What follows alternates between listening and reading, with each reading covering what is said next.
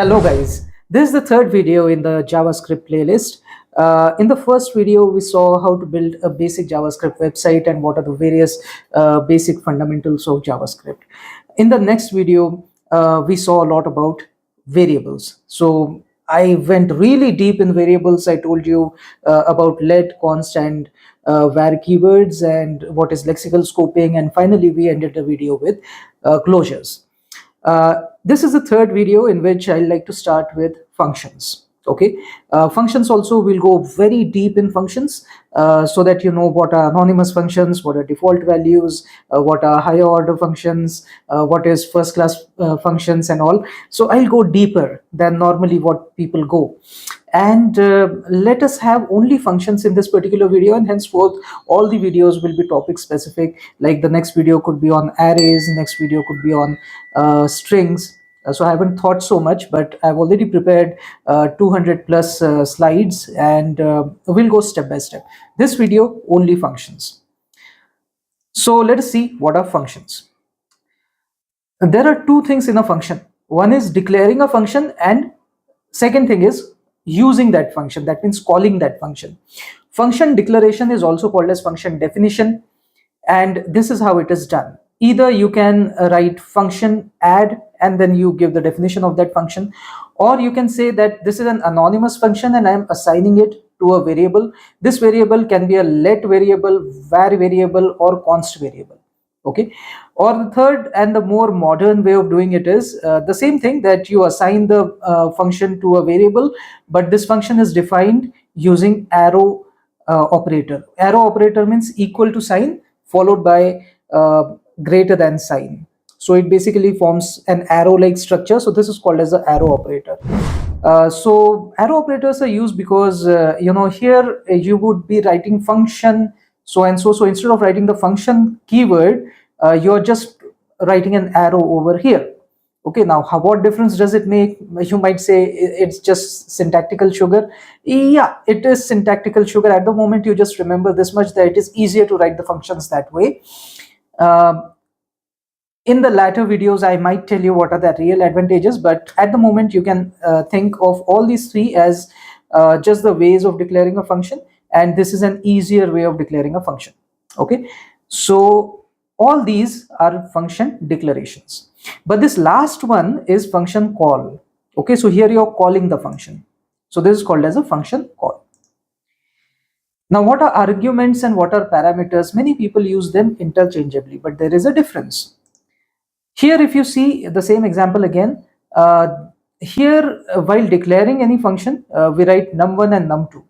So this is what? These are not the actual parameters. These are just the arguments. Means for argument's sake, let us imagine that the first number that is passed is num1 and the second number that is passed is num2. So just for the argument's sake, let's imagine that the first number is number 1 and second number is number 2. So just for the argument's sake, got the idea? That's why they are called as arguments. Okay, and here these are the actual parameters based on which we are calculating the results. So these are 2 and 3 are actual parameters passed to number add, and accordingly the result will be calculated. So these are parameters. Okay, arguments, parameters.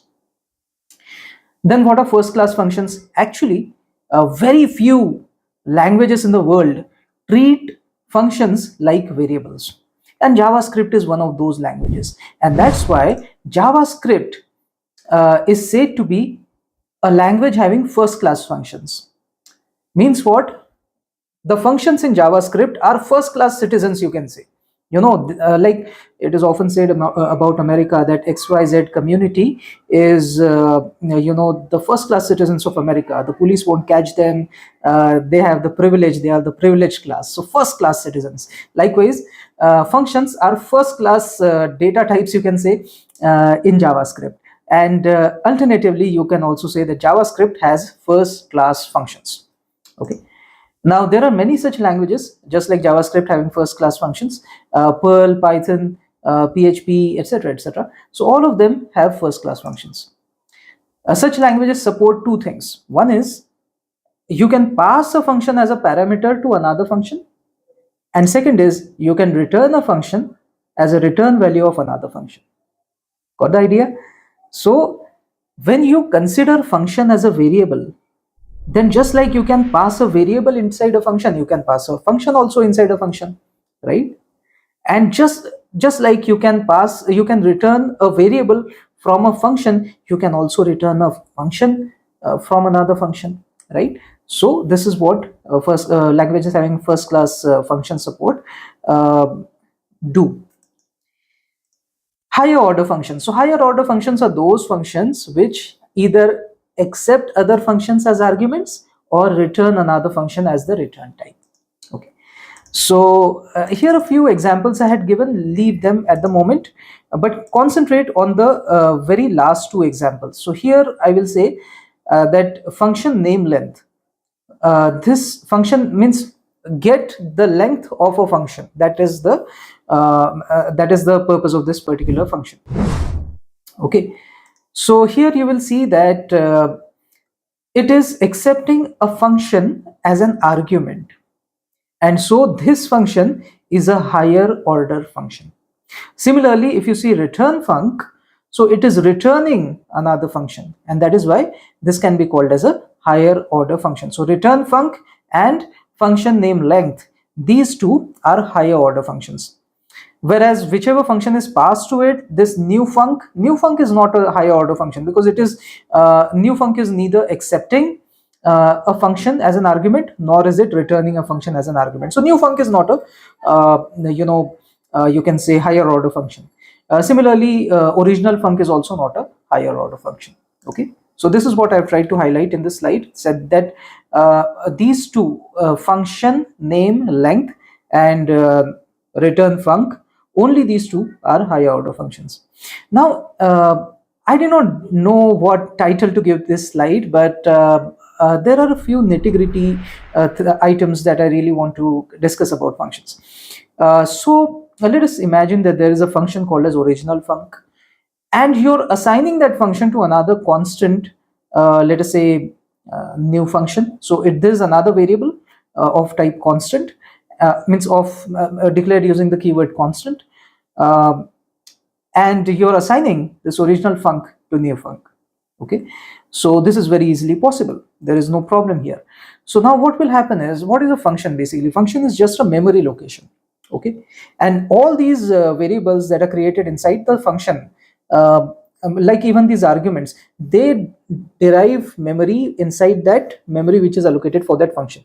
Okay, so that is what a function is, basically just a memory location. That memory location will also have a property called as name. Okay, so it is one memory location. Okay, now it is pointed by two variables. Variable 1 is original func, variable 2 is new func. Both of them are pointing towards the same memory location. Okay, but the memory location is the same, and only that memory location will have only one property called as name. So in name property, only one variable name can be stored, right? So when that memory location was created, it was created during this sentence, during this statement, you can say. So whenever this function was assigned to this variable, at that time that variable's name got saved into that function's name property. Okay, so now when you say new func.name, so new func is just a variable, it is pointing to certain function. Function means that memory location. In that memory location, there is only one property called as name. Which what value will that name property have? What do you think? It is not new func, it is the original func, because that memory was created while declaring the original func variable. Okay, and that's why here if you will see new func.name, it is original func. So I just wanted to let you know that this is how it is. Now I don't know what name I should be giving to that slide, and that's why I clubbed everything like this into one slide. Another thing that I wanted to highlight upon is when you say new func or any function dot string, so it basically gives the entire definition of that particular function. So it consoles out the definition. Okay, so since I'm saying console.log and then new func.string, so new func.string will give you the entire body or entire declaration or entire statement of the function. Okay, then here what am I stressing upon? add our own isMath function. So here, let us say that this function is already declared. Now inside this function, let us say that I wanted another property called as isMathFunc. Okay, so how will I do that? So you can always add new properties to a function just by saying that function name dot and whatever property you want is equal to whatever value you want. It's very easy. So functions are not carved into stone. You can always modify their scope. You can always add new items to that function. Just like this, you can just say function name dot your property is equal to something. Similarly, if you want to add a function inside a function, you can say that new func dot inner function equal to, and you can give a definition of a function. So functions can be what can you say, expanded. Their scope can be expanded, their meaning can be expanded, their definition can be expanded even after they get created. Got the idea? So this is all that I really wanted to stress upon. I didn't know what title to give, so everything is coming into one slide. Let us see how to pass a function as an argument. Okay, so higher order functions can accept another function as a parameter. Sorry, not argument, parameter. You always pass parameters, not arguments. Okay, so here I have created two functions, f1 and f2. F2 function is accepting another function as a parameter. Okay, and this is how it accepts it. And you can always console out its body like this. So I have consoled out the body of that particular function over here, or you can also call that function from within this higher order function. Okay, so this is how it is done. Next example is how to return a function from a higher order function. So you can always return a function as a return type of another function, and it can also be invoked later. So this is how you do it. So let us see this example in more detail. I have just copied it over here, and I'll also show you the console. So this is what is consoling out. So here what we are doing is this is the outer function. We are basically calling the outer function over here. Okay, and this outer function is returning something. What is this? This is another function by the name inner. Okay, so now this inner function is getting returned over here. Okay, right? So when I say console.dir means whatever is inside this, you just show it in the console, but not just in one liner. You show it as an object, and it should be an expandable object. So it will show it like this, and then I can expand it like this. Okay, and I can expand anything inside it just like this. So this is called as console.dir. Okay, directory outputting something. So this is directory outputting whatever is the return type of outer function on the console. Got the idea? Okay, now here what is the returned thing? The returned thing is this inner. Inner is what? It is a function. So this f is written there, so it's a function. And inside this you will notice that it has two scopes. One is the global scope, another is the closure scope. Okay, so global scope says that global scope means every object basically has a global scope. So even this function also has a global scope.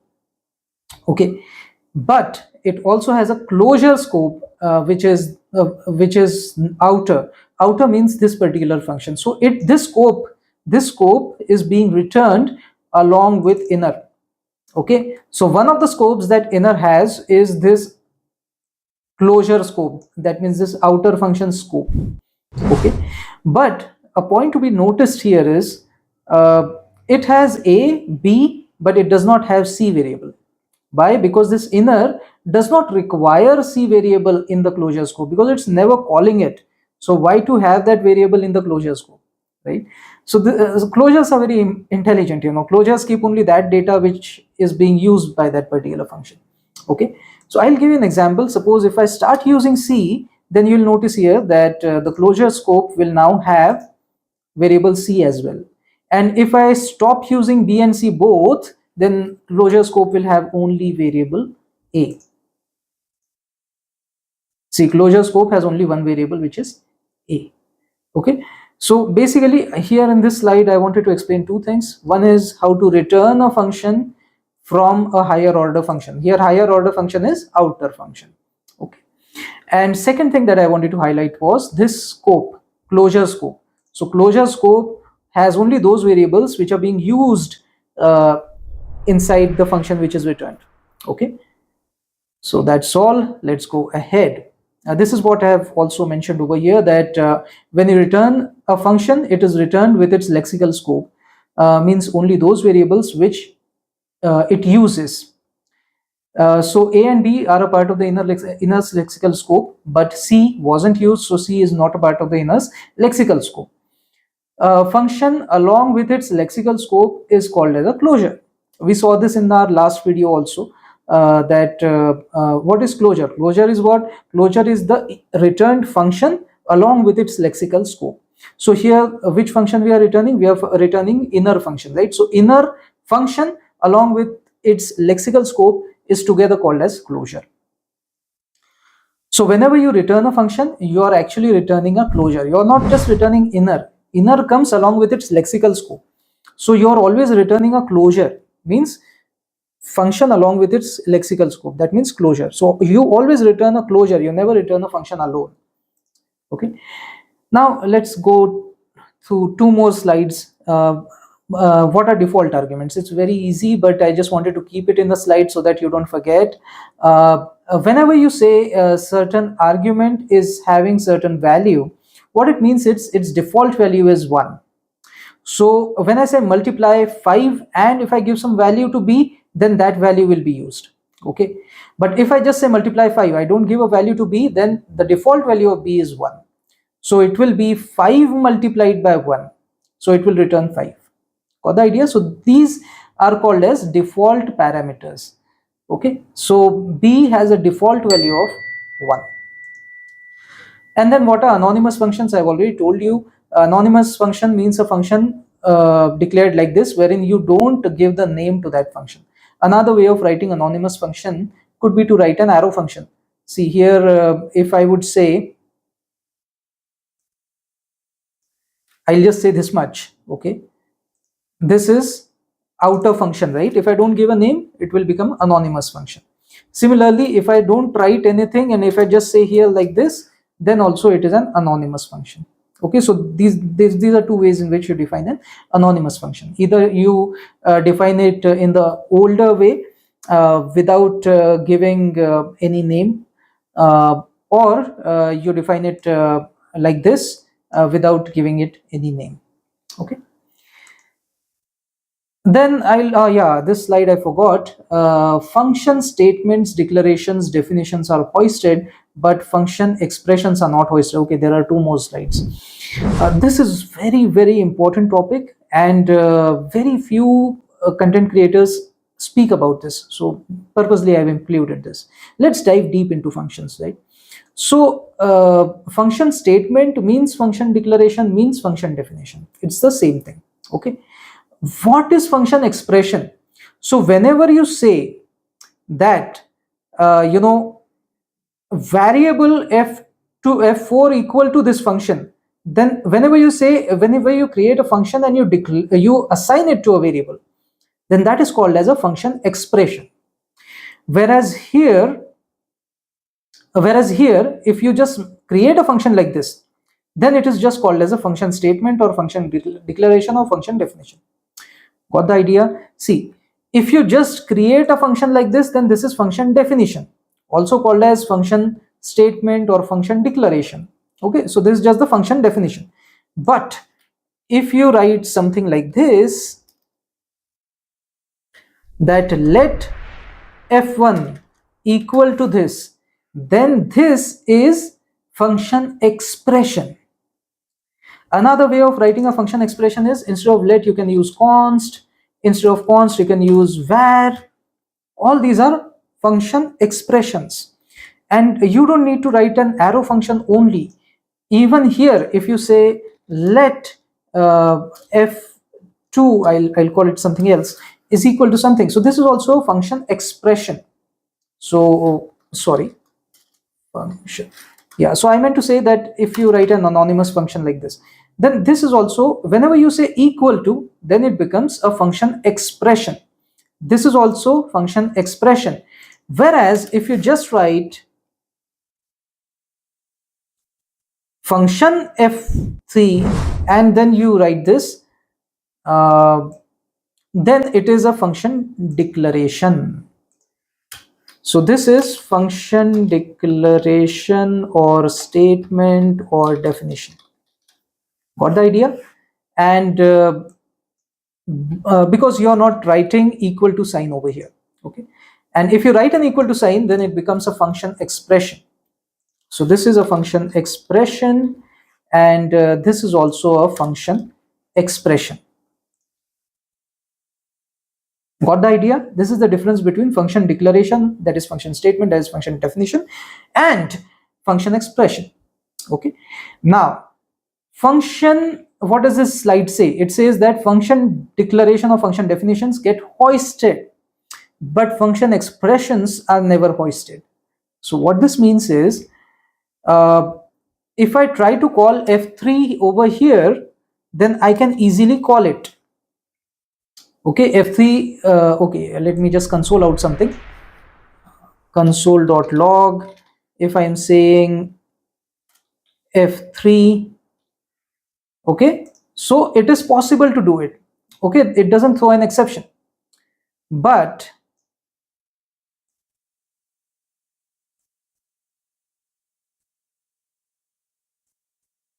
yeah, but if I try to use f2,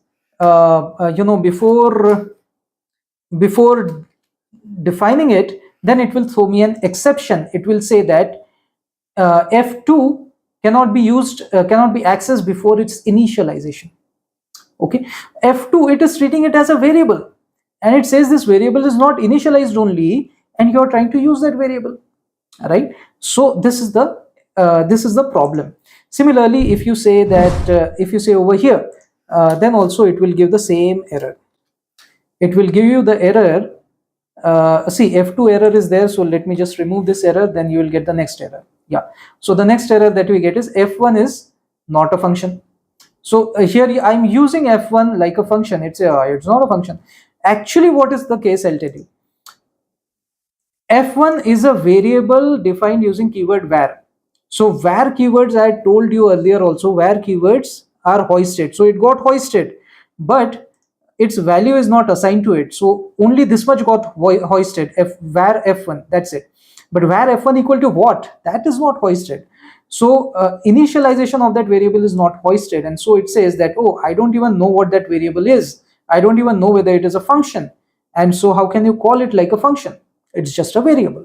Now let us say that here, if I say let, then it will again throw the same exception, saying that you cannot use f1 unless you initialize it. Got the idea? So you cannot use a function expression. If a function is defined as an expression, then you cannot use it before declaration.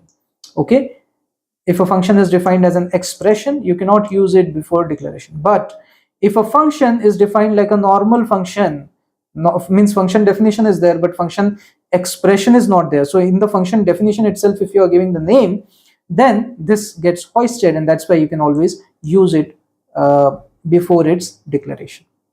Okay, it could be a little complicated, leave it. I just wanted to dive deep into functions, that's why I included this slide. Another slide is what are named function expressions. This is not a very important slide, but we just wanted to dive deep into functions, right? That's why. So here, if there is a function called as func3, and I'm assigning it to this variable.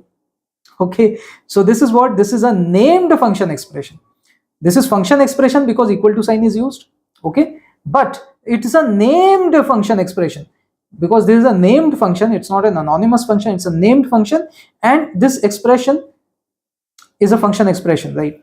See, fundamentally what it is, this is function expression. Sorry, this is function expression. Why? Because this is an anonymous function. I'm assigning it to something, and that's why this whole thing becomes anonymous function expression, also called as simply function expression. But let us say that this function was already named as Amit Funk. Okay, so then it becomes a named function expression. Why? Because this function is not an anonymous function, it is a named function. And of course it's an expression because equal to sign is used, so this whole thing is called as named function expression. Got the idea? So named function expression. So f3 as well as func3 can be used inside the function. So here if I say console log f3, then also I get a result, and if I say console log func3, then also I get the result. Okay, but so let us see that. So here if I say I'm just calling out this particular function f3, and I'm calling the function using f3 as well as func3. So f3 returns, f3 basically calls this particular function properly. But if I say func3 from outside, then func3 it doesn't know. Okay, so here you cannot call it like this. It says that func3 is not defined. But I can very easily say that f3, call f3. So it understands f3, but it doesn't understand func3. So that is why I have written that f3 as well as func3 can be used inside this function. So inside I can use f3 as well as func3, but from outside this function I can only use this variable name. I cannot use func3. It's a funny way in which JavaScript behaves, and that's why I've included it. I don't think you'll be asked an interview question on this, because very few people even care to understand how JavaScript works, even the interviewers. So I don't think you'll be asked an interview on this, but you'll be asked a question in an interview. But it's an interesting thing, right? We are diving deep into functions. That's why I included it. So do let me know in the comment section how you like this video, and upcoming videos will be topic specific. Like this video I kept very topic specific. We only deep dived about functions, because even functions is a deep topic. So let's go deep into every topic. And in the video description of all of my videos you will see a PDF file. So that PDF file will have all the slides. It will have a watermark also, just like this Amit Shirasao you see in the background. That watermark is going to stay there. Okay, but you will still be able to copy this text using that PDF. So from that PDF you just try to copy this particular text, you will be able to copy it, and you paste it in the Visual Studio Code, it will run. Okay, so all this code is tried and tested by me, so definitely you'll be able to run that. Okay, and see, for example, here if you want to make some modifications, you can always make to it, and you try it in the Visual Studio Code. That is more important. Don't just go by the slides. You copy this code, try to run it yourself. That will actually boost your confidence also, and it will also give you an insight about this particular language. See, any language in the world can be learned by practice. How did you learn a foreign language like English? You learned it by practicing, right? Your schools told you to use it again and again and again. Don't use your vernacular language inside the school premises. This is what most of the schools say. Why? Because we are not here to practice vernacular language. You have been put into the school so that your parents wanted you to learn the new foreign language, which is English, right? So you use it as often as possible, then you are able to gain expertise on it, then you are able to speak like a native speaker, right? Similarly, JavaScript, you have to use it. Don't just listen to me. Don't just see me show these slides. This is the code that I wrote. You write your own code. That will develop you. Looking at my code won't develop you. Try to practice it. Okay. And do let me know in the comment section if you need any help. I'm there to help. Okay. Until next time, Jai Shri Ram. This is Amit Shirasao, and you're watching Coding.